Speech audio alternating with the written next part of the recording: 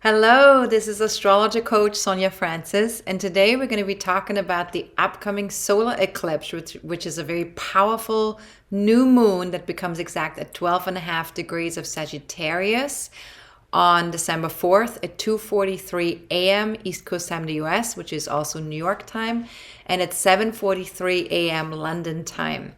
Now, this total solar eclipse sweeps across the Antarctica, and it launches a new moon and a new eclipse cycle for the next 6 months. Now, since this will be a longer video due to the eclipse component, please use the timestamps that I have added to the description part of the video below. Oh, and one thing I should mention too is when we set intentions for an eclipse, that is different from setting new moon intentions. So please be aware of that and stay tuned until we talk about the best and most potent time to set these solar eclipse intentions towards the end of the video. Now, solar eclipses are extra powerful new moons that take place approximately every 6 months. During a solar eclipse, the moon momentarily interrupts the normal flow of solar radiation, and that destabilizes existing configurations of energy, and it reorganizes our consciousness to a higher level. So eclipses are basically there to help us evolve onto the next, stage in our lives. Now, solar eclipses indicate the beginning of a new experience, a new project, or a new cycle in our lives. And this is the last of 4 eclipses in 2021 because we're at the end of the year. And even though there are like new moons every single month, eclipses occur only 4 to 7 times a year. So depending on, how the alignment between the sun, the moon, and the earth happens, we have either anywhere between 4 or 7 every year. And eclipses usually come in pairs. So there's always a solar and a lunar eclipse. Sometimes there is 2 lunar eclipses and 1 solar eclipse. Sometimes there's 2 solar eclipses and 1 lunar eclipse, but there's definitely always at least one solar eclipse and 1 lunar eclipse. Now, eclipse season starts 14 days before the first eclipse takes place. And in this case, currently we had the lunar eclipse in Taurus already. So eclipse season started back on November 4th already, 14 days before that lunar eclipse. And eclipse season will continue all the way through and past the second eclipse. And in this case, the second eclipse is the solar eclipse in Sagittarius that we will be experiencing on this December 4th. And eclipse season will last until January 2nd, 2022, until the next new moon that will be exact on January 2nd. Now, the sun and the moon are connected to one of the moon nodes during an eclipse. And so there's always a switch between north node and south node eclipses. And that emphasizes the evolutionary upgrades that are available to us at these times. And this is the second south node solar eclipse in Sagittarius since the moon nodes have entered Gemini-Sagittarius in May of 2020. And it is also the last south node solar eclipse in Sagittarius for the next 18 years. So these eclipse cycles happen in 18 to 19 year cycles.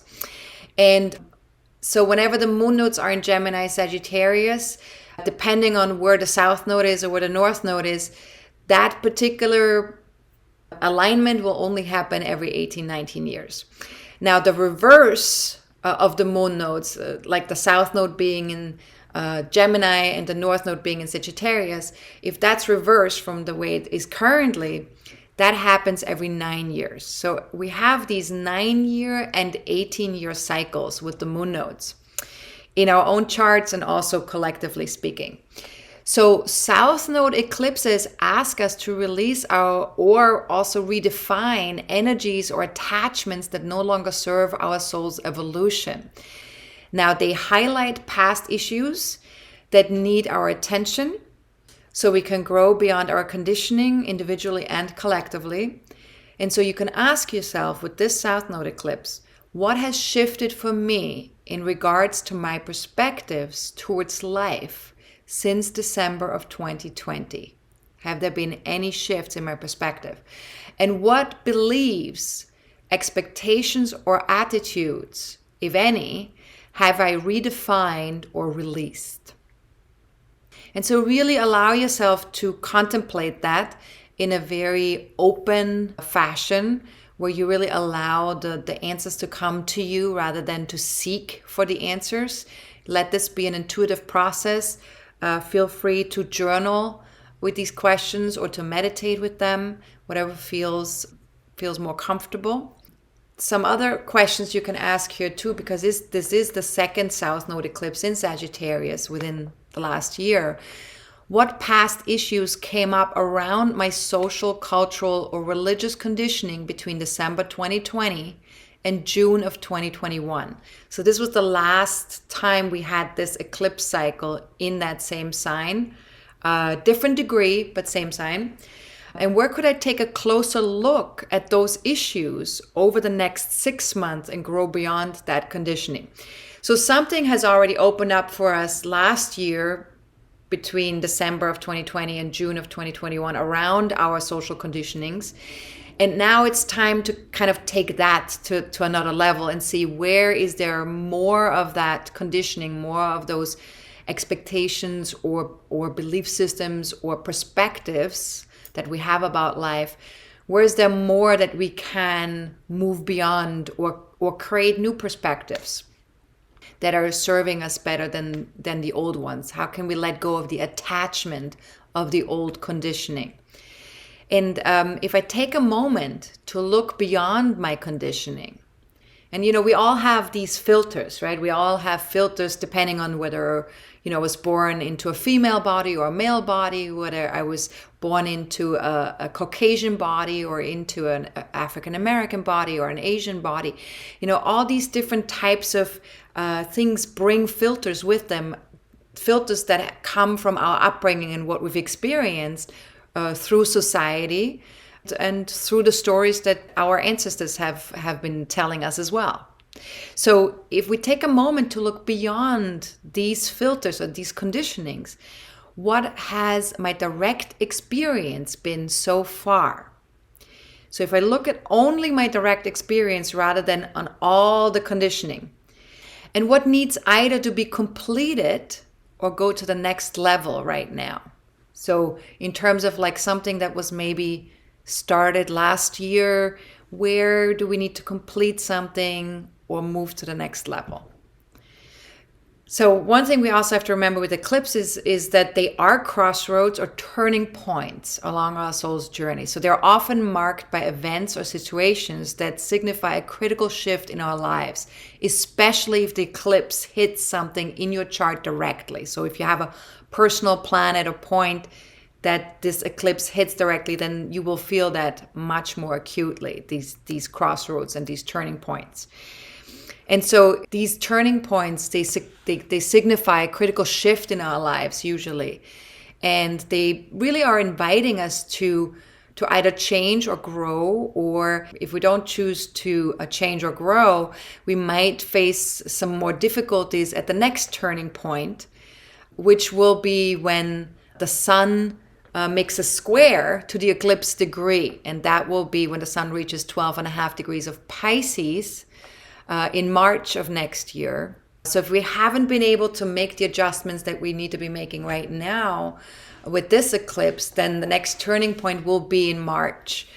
And, depending on how we're doing right now, that might be another place where we experience something that nudges us again, maybe a little bit louder, right? The nudge might be a little bit louder.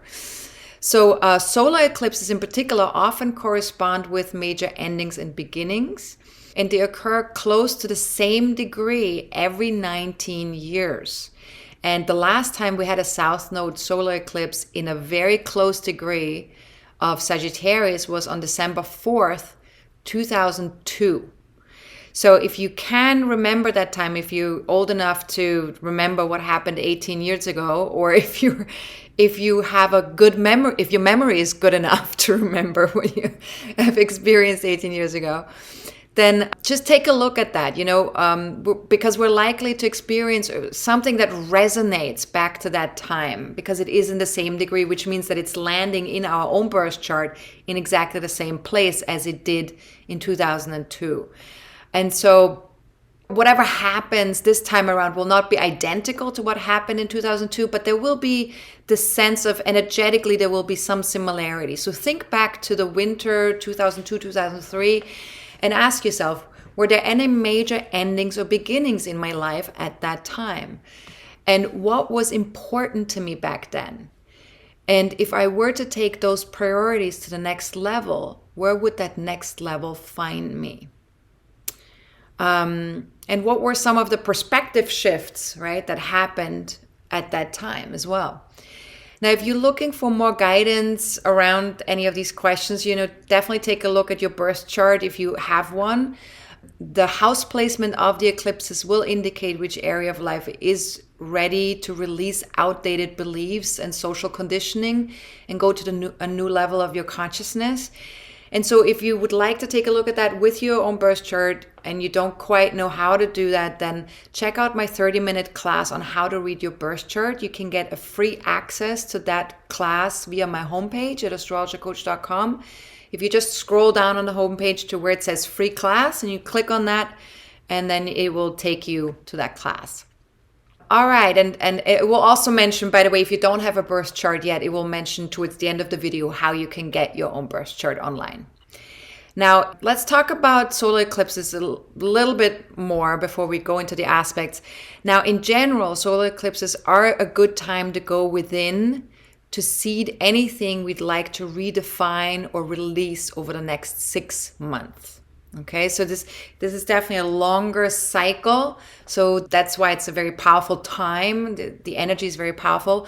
We'll dig into this in more detail towards the end of the video when we talk about setting solar eclipse intentions. And please, again, remember that solar eclipse intention is not the same thing as setting intentions for a regular new moon. So stay tuned on that.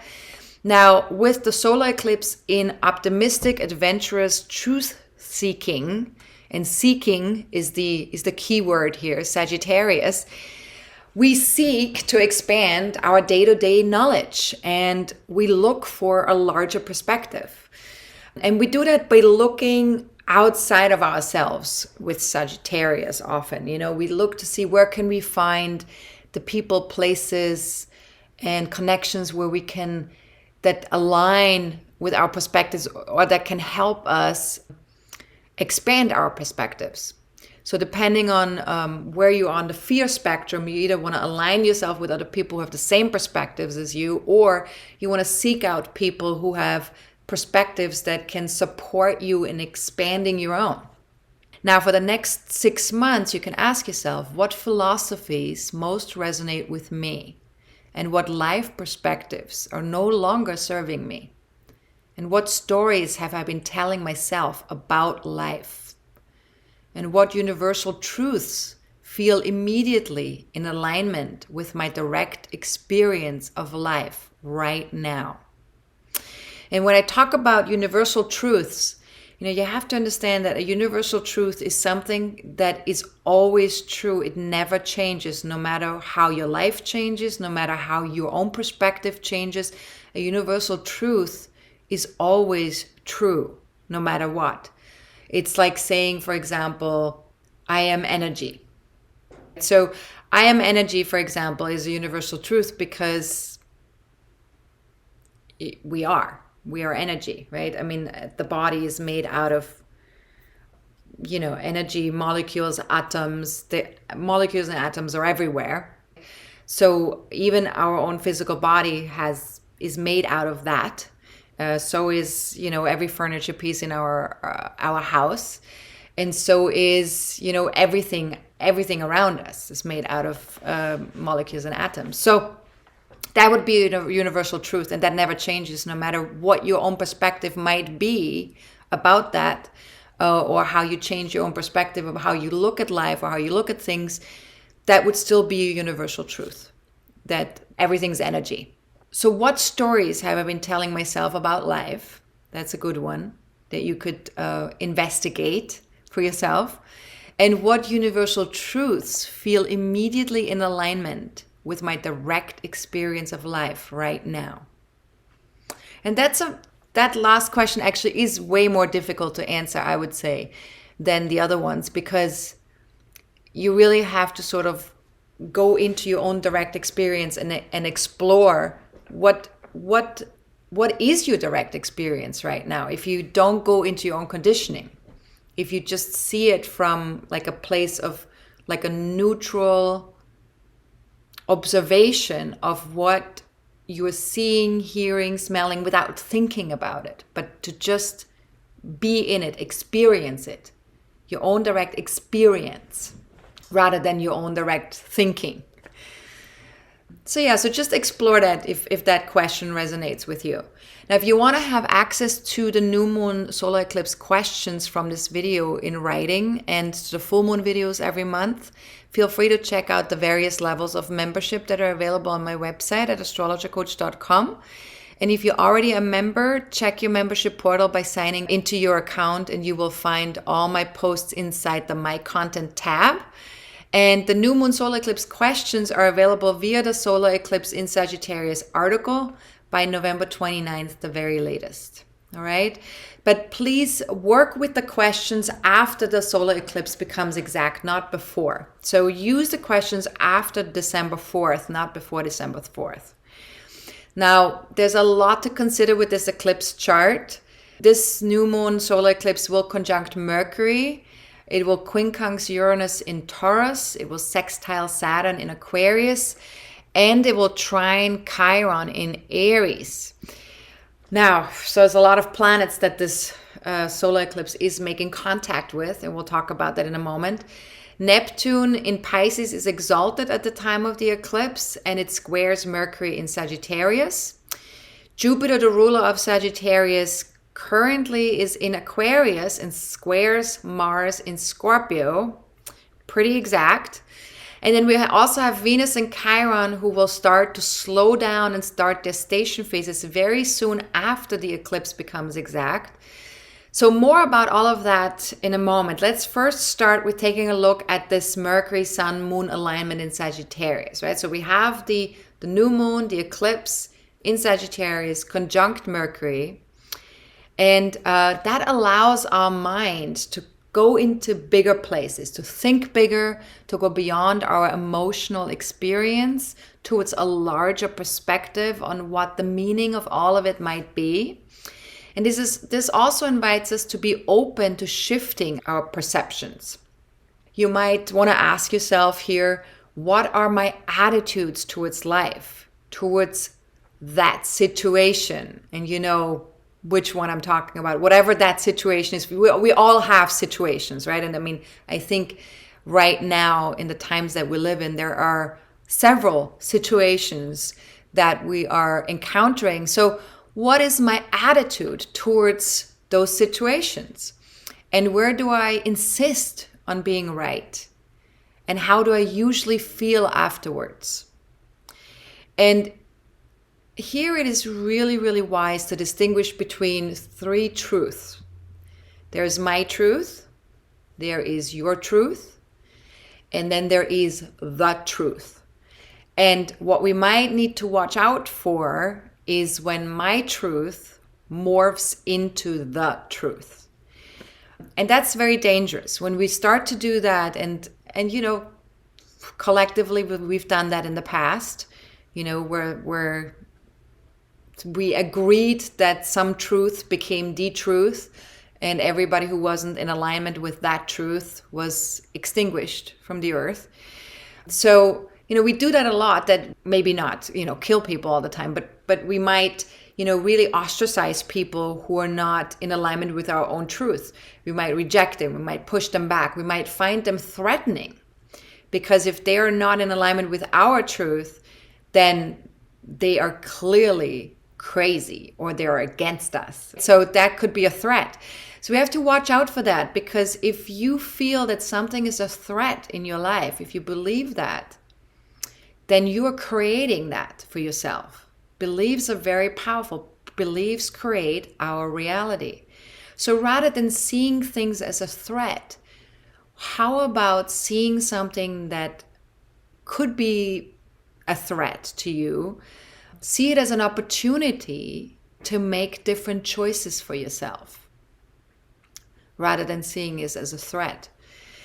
Now, for example, seeing through the illusion of separation from the divine or from our own higher self, that's perhaps the greatest perspective shift of all that we could make. And that's not always an easy one, because our conditioning keeps us so separate from our divinity, from our higher self, from love often. So it's something that we kind of need to nurture and practice, as much as possible.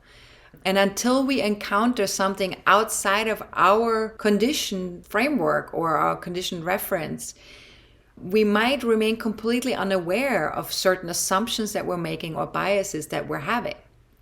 So we're not always conscious of our conditioning. We're not always conscious of when we make something the truth, even though it's just your truth, So this can happen, on a social level. It can happen on a collective level. It can happen on a individual level.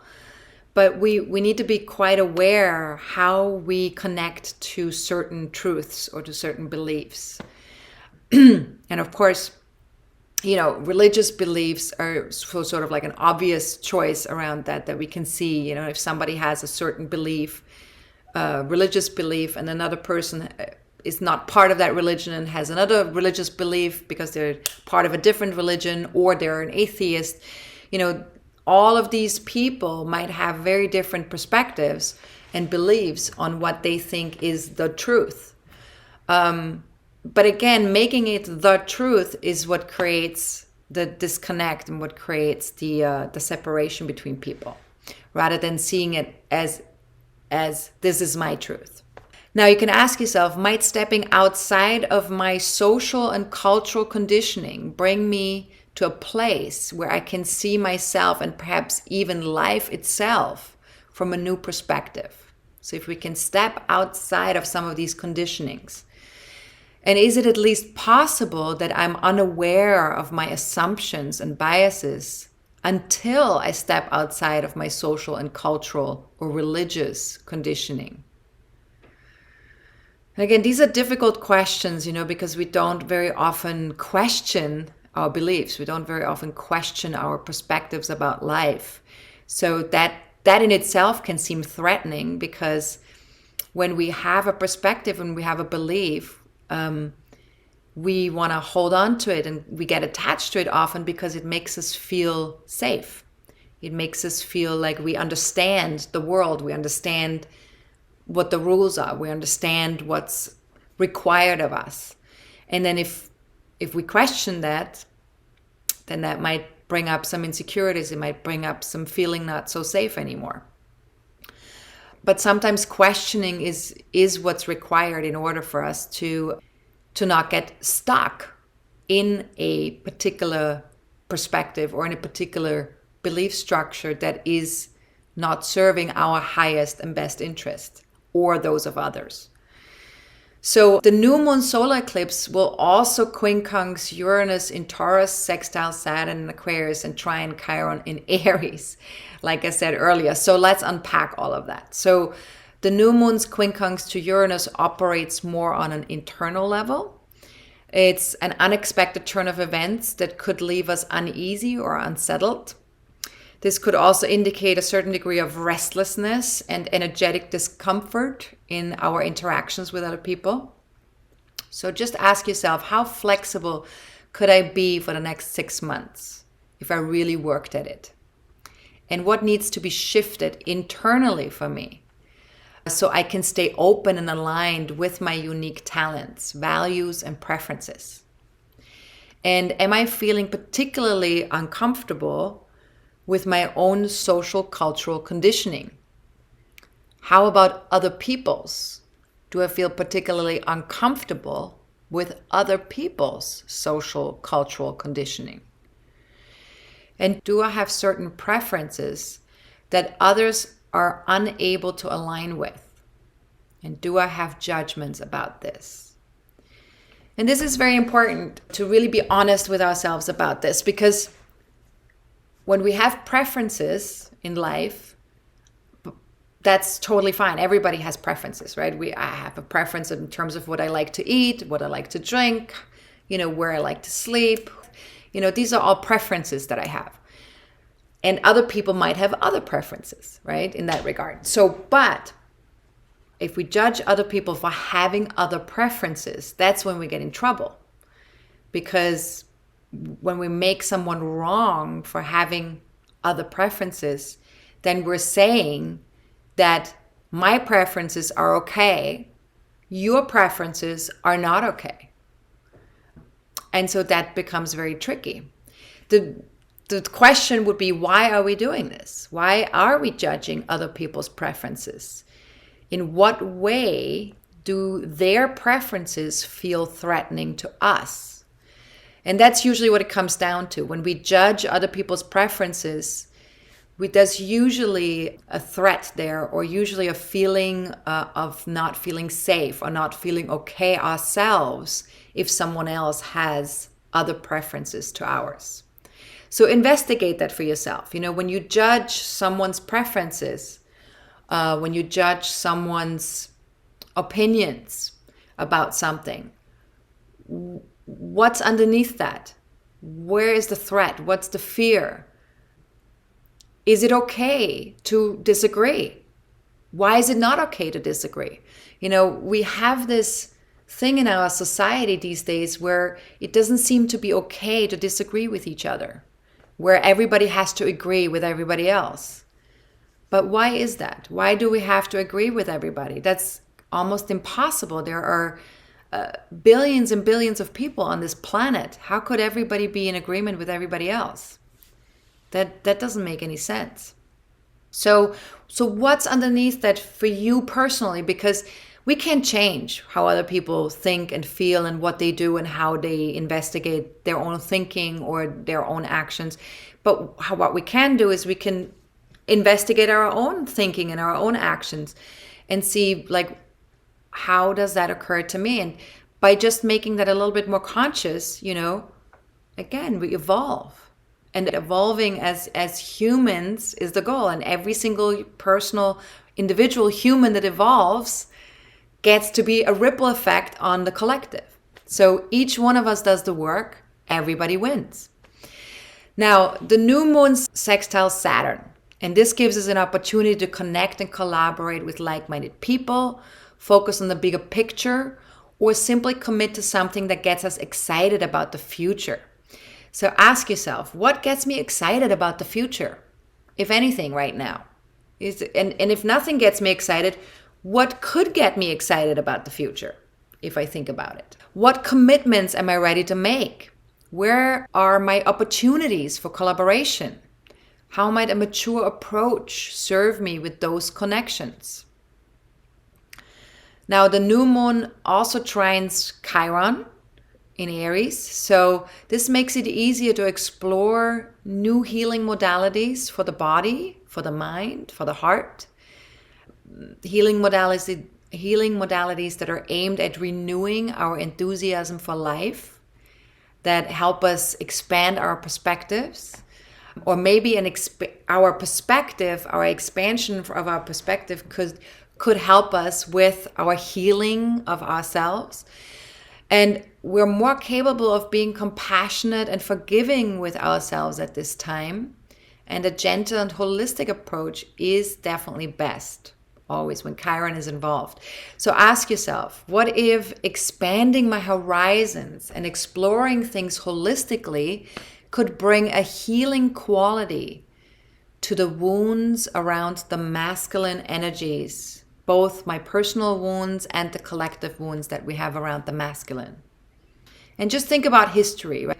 When we talk about the collective wounding of the masculine energies, like in our history, how has the masculine, and I'm not talking about the men, I'm talking about the masculine energies, which is the going after something, the trying to dominate in some way, trying to get things done, trying to get to our goals, trying to be very direct in our approach, very linear. That's a very masculine. These are all masculine energies. So how is that connected to us personally and collectively?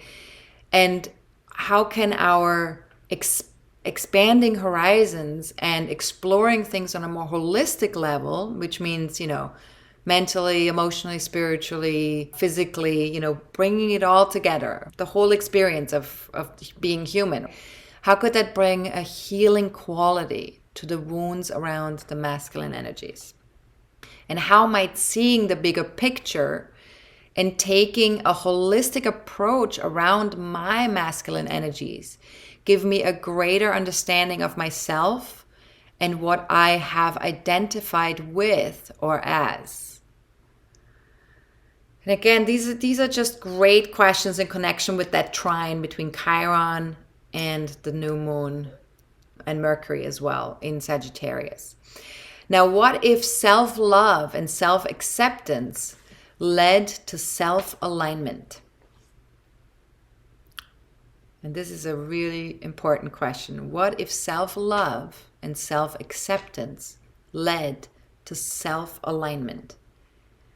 So if we really, truly opened our heart to ourselves and started to be more accepting of who we are, whether that's the good, the bad, and the ugly that we are experiencing here in our own consciousness with ourselves. But what if we gave that more acceptance, and then through that acceptance, we would just be a little bit more in alignment with ourselves, not trying to constantly find our own center or try to look for our own center outside of ourselves.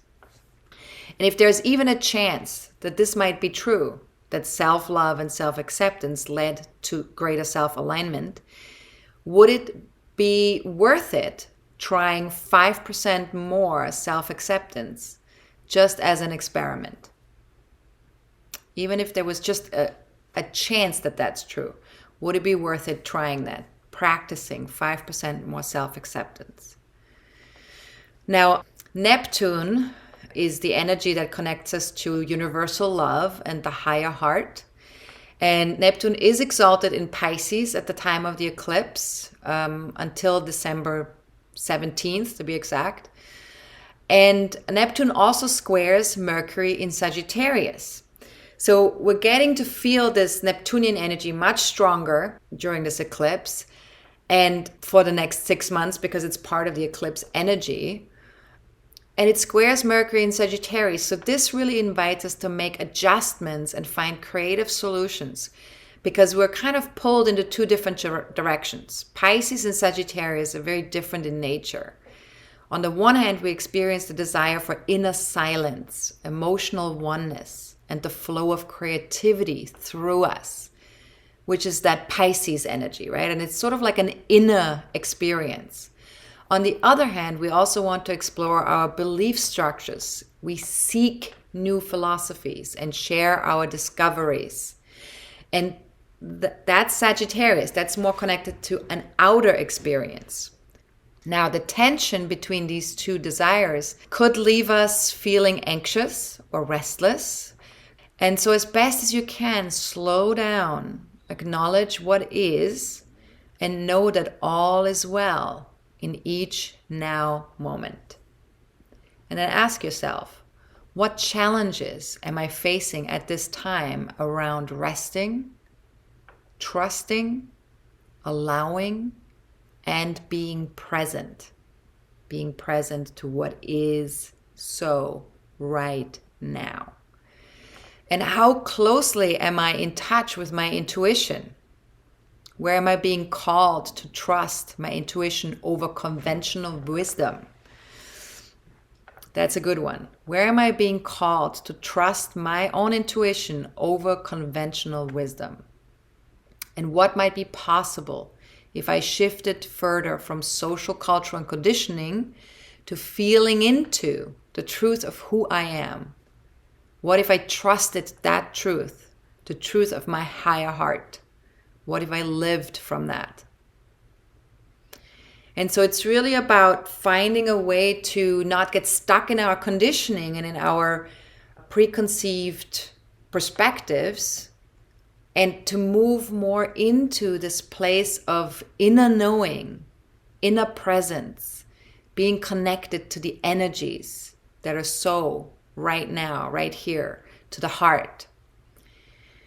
Now, Jupiter, which is the ruler of Sagittarius, is of course the most important planet in the solar eclipse chart. And Jupiter is currently in Aquarius and squares Mars in Scorpio. And so we may feel pulled into two quite different directions here as well. On the one hand, we feel eager to explore social perspectives and connect to like-minded people, which is Jupiter in Aquarius. On the other hand, we also want to go deeper on an emotional level and connect more intimately and authentically, which is Mars in Scorpio.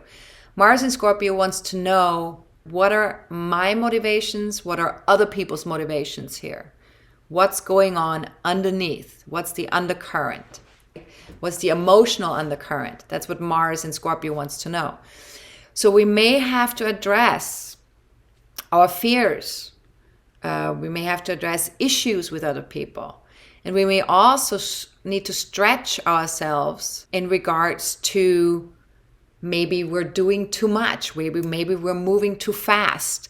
Maybe we're trying to expand beyond what feels healthy and empowering.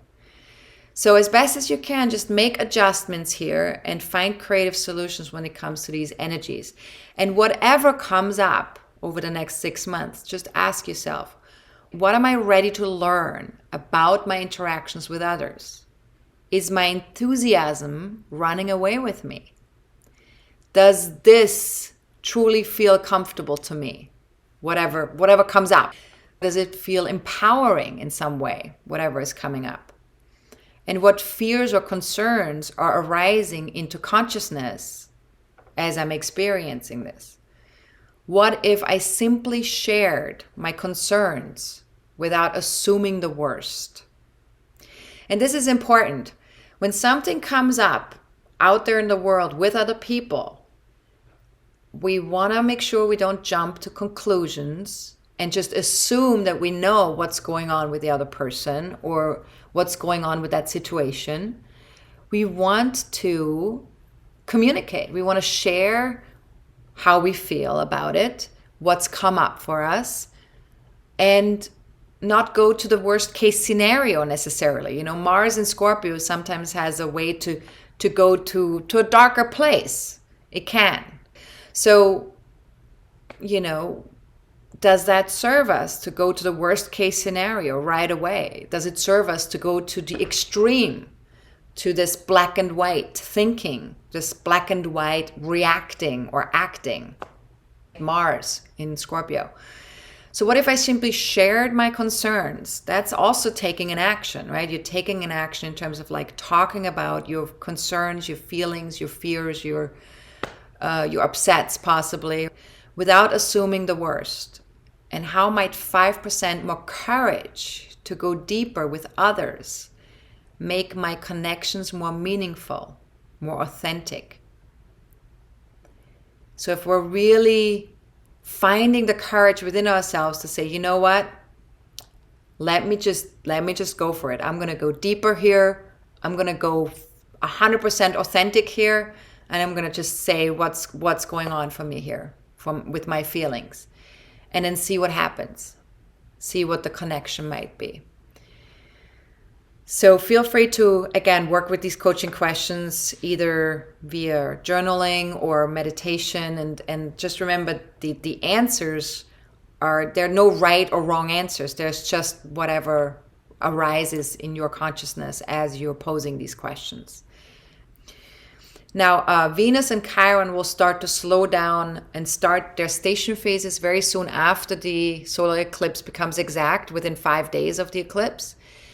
Venus is preparing to start her 6-week retrograde phase in Capricorn on December 19th, whereas Chiron is preparing to end its 5 months retrograde phase in Aries, also on December 19th. So they're both exalted because one is beginning a retrograde phase, the other one is ending one. So let's start with Venus. So she will be exalted because she's stationing in 24 to 26 degrees of Capricorn from December 8th until December 30th. So that's when Venus is most exalted for that most of December, which means that she will align with Pluto for an especially long time. So normally Venus will move much faster, and so connecting with Pluto will only happen for several days. But because she's stationing and moves so slowly for such a long time, they will both be within 5 degrees of each other from November 28th until January 4th, 2022. So with this combo, we uncompromisingly seek deep, totally authentic business connections with other people or long-time connections with other people. Our instincts are very strong right now. Our inner wolf is wide awake, and we can sniff out any unclean intentions right away. So ask yourself, what if I took 100% responsibility for getting what I want and what I need? Take 100% responsibility. I am not at the effect of anybody else out there, but I am taking responsibility for receiving what I want and what I need. So what if that were possible, to take 100% responsibility? And what if you could just experiment with that to see what might happen if you did take 100% responsibility? And what is the highest path to achieve that? What is the highest path to achieve getting what I want and what I need when taking 100% responsibility? Because obviously the highest path is something that serves me and everybody else. The lowest path would be shortcuts where we ignore other people, hurt other people, overpower other people, disempower other people. So that could be the lowest path. So what is the highest path to achieving that?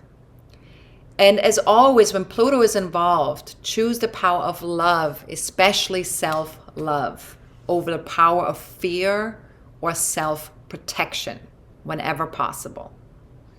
You know, we have to know that Pluto has us also be connected to trauma, you know, and we currently have experienced a lot of collective trauma. So it's very easy to go into that place of fear and self-protection. However, we can also choose, make a conscious choice to open up or to stay open and stay connected to the power of love and giving ourselves a lot of love, lots and lots and lots of love. And just see what happens as we're choosing that. And if you want to know how the upcoming Venus retrograde in Capricorn might impact you personally, I invite you to join us on December 17th, 2 days before the retrograde begins, for our last forecasting forum of the year. If you want to just register for this month only, for just December 17th, you can find the link to register below this video in the description part of the solar eclipse video, or on the homepage of my website at astrologercoach.com.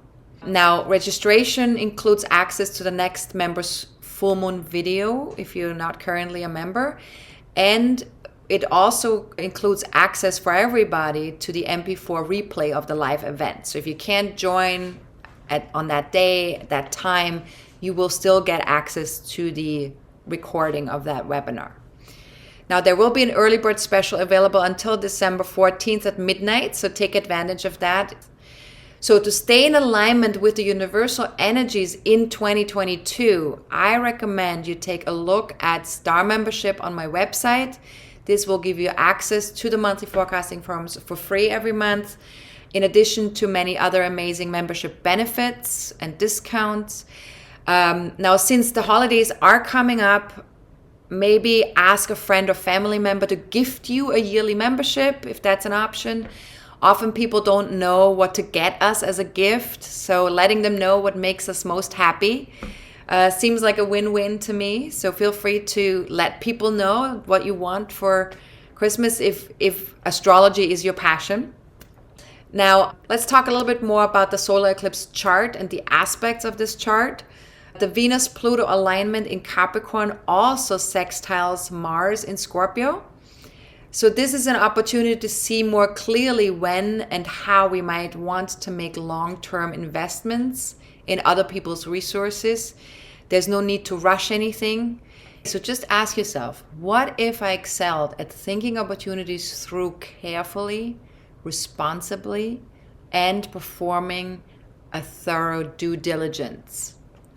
And how would I then proceed once I've been able to do that? Once I've been able to think something through carefully, responsibly, do my due diligence in regards to certain opportunities, how would I then proceed? And what might be a good long-term investment at this time? Venus-Pluto conjunction, it's a great time to make some long-term investments. Who or what feels empowering to me? Who or what feels empowering to me? We're having a sextile to Mars in Scorpio here. Now, Chiron will start to slow down and become exalted in 8.5 degrees of Aries from December 9th until December 31st. And Chiron is considered to be the bridge between the limitation-bound physical world and the unlimited non-physical or spiritual realm. And it is often referred to as the wounded healer, reminding us of our humanity and guiding us to see it as a gift, to see our humanity as a gift. And the more inner changes we've made in the last 5 months, since Chiron has gone retrograde, the bigger the step forward we can take now. So from December 9th on, when Chiron starts its station, ask yourself, what is coming up for me concerning my ancestors' wounding around the masculine? And how about my own wounding there? And where am I responding versus reacting to my circumstances? Sometimes we get triggered with Chiron. And could I bring an open and compassionate awareness to this? And might a holistic approach, seeing myself as a spiritual, emotional, mental, and physical being, support my personal growth at this time? So these are all fantastic Chiron questions. If you have a Chiron return right now, if you have Chiron in Aries natally in your chart, these are great questions to work with as well. But of course, during the Chiron station, definitely work with these questions.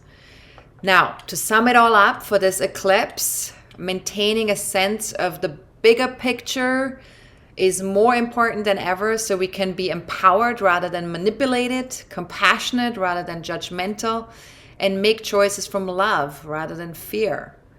And this is something we all need to really be aware of.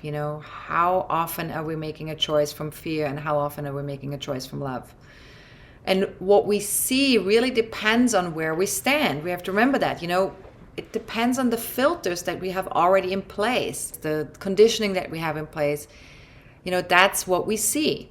And how we interpret our experience dictates our reality and our choices. So you can ask yourself here, what kind of reality do I want to create for myself?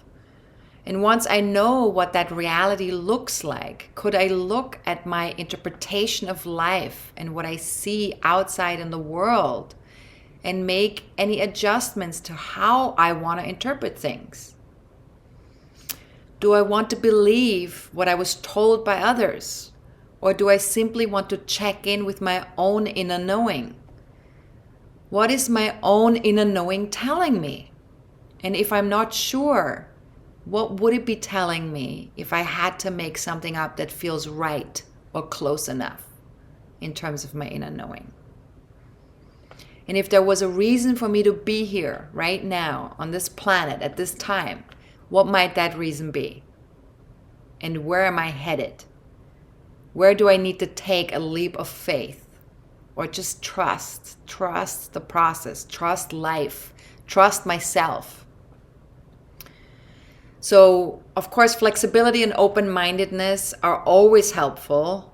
And, of course, they're especially important right now because we are in eclipse season and we're experiencing some very intense things in terms of our own collective experience as well. And so notice when you're digging your heels in about something, it's usually a sign that you have some underlying anxiety about something else. And then if you notice that you're digging your heels in, just take a deep breath and get really centered in your body and close your eyes and focus on your third eye. And just let yourself feel into that space right here between your eyebrows. Because this is a very, very powerful place that gives you direct access to your higher self. And it doesn't matter whether you see something or hear something or nothing. Even if you just connect to the light that's there, to the colors that show up, if you just connect to the space that shows up between your eyebrows, there is tremendous peace right here between your eyebrows. So from that centered place, ask yourself, what might become possible if I got 5% more comfortable with being uncomfortable? Now, because eclipses are so powerful, they require a bigger orb than a regular full moon or a regular new moon. So I usually use a 5-degree orb instead of a 2-degree orb. So since this solar eclipse takes place in 12.5 degrees of Sagittarius, you want to ask yourself, do I have an ascendant or any personal planets in 7 to 18 degrees of Sagittarius, Gemini, Virgo, or Pisces? And if you do, then this eclipse, this solar eclipse, is definitely going to impact you more fully than other people. You're going to feel the energy on a more personal level. But even if you don't, remember to take a look at your birth chart and see where it lands in your chart, which area of life is impacted over the next 6 months. Now, let's talk about intentions for the solar eclipse. Setting intentions for a solar eclipse is a little different from a regular monthly new moon process because we're setting them for the whole 6-month eclipse cycle rather than just for 28 days. Also, solar eclipse intentions are best done 48 hours after the eclipse becomes exact. We are downloading new templates at the time of an eclipse, and the energies are quite intense that are coming through. We're sort of like rebooting our system. So we want to wait until all of that energy settles down a little bit before setting our intentions. We also definitely do not want to do that during a moon void, of course. So given all of that, there are 2 best and most potent times to set your intentions for this solar eclipse. The first one lasts for 21 hours between 2:43 a.m. and 11:42 p.m. on Monday, December 6th. And the second one lasts for almost 20 hours between 6:49 a.m. on Tuesday, December 7th and 2:43 a.m. on Wednesday, December 8th. So all of this is US Eastern Time, New York time zone. Make sure you set some really powerful intentions because, again, they cover the next 6 months, and if possible, align them with the Sagittarian energy that we talked about in this video. Now, if you live in a different time zone other than East Coast time and you don't want to be doing the converting yourself, then you can join me on my Facebook fan page or on my Twitter page. And I will be posting reminders when it's time to set your intentions. And I think for this particular eclipse, this might be a good idea to kind of stay in tune with that because it's not happening right after the eclipse, it's happening 48 hours later. So there might be some confusion around that. So feel free to join me and just pay attention to the posts if you want to have the correct time. Now, for more information about setting intentions, go to my website, go to my blog page, and then look for astrology articles or a tag for the new moon intentions. But I will also have a link below this video in the description part. If you just want to click on that link, that should be the easiest. And just read my article on how to set intentions. To sign up for my free monthly newsletter, you can do that via my homepage at astrologercoach.com, or just send us an email at info@astrologercoach.com with the subject line newsletter in it. The newsletter gets sent out once or twice a month with special offers, videos, announcements, etc. So if that's of interest to you, then feel free to sign up for that. Now, if you have any general questions about the solar eclipse, about astrology, feel free to email me at info@astrologercoach.com. If you have any personal questions about the eclipse or about something contained into astrology, and I need to pull up your birth chart for that question, then please be so kind and book a reading on my website at astrologercoach.com, or any question that is connected to what's coming up within the next 30 or 40 days. Join the next monthly forecasting forum on December 17th. Again, we'll focus on the upcoming Venus retrograde in Capricorn, which starts on December 19th. And again, there is an early bird special available until December 14th at midnight Eastern time. So all of that is possible. And then also remember, like if you want to do a reading with me and you don't have the resources, right now is the best time to ask your friends and family for that gift certificate that might save you a lot of money. So feel free to connect with me if you have a gift certificate or if you want to buy a gift certificate. My members will see me in 2 weeks around the time of the full moon. So we can look at what we have discovered since setting our solar eclipse intentions. And maybe we need to kind of make some adjustments in some way to that. And everyone else will see me in 4 weeks for the next new moon in the beginning of January, or towards the end of December. I will probably post the video, and then it will be exact in the beginning of January. And yeah, we will also have a live event in Pittsburgh on January 3rd in the evening. So if any of you live in the Pittsburgh area or know anybody who does, feel free to share. I will be doing a forecast for 2022 and setting intentions for the new year. So if that's of interest to you, January 3rd, 6:45 p.m. will be when this will be happening. And there is something on my website about that. And I will also have a link below this video if you want to click on that. Now, stay healthy, focus on your physical, mental, emotional, and spiritual well-being, and do your best to keep raising your own frequencies through activities and daily routines that support a higher vibrational outcome. Very important. It is totally our choice to make that happen. If we want higher vibrational outcomes, if we want that, we just need to make sure that we take responsibility for our own energies, for our own frequencies, and choose the things that support us in raising those frequencies. Whatever that looks like for you, that is never wrong. So have a fantastic solar eclipse. It was a pleasure connecting with you via this video, and feel free to reach out if you need anything. I am astrologer coach Sonja Francis. Goodbye.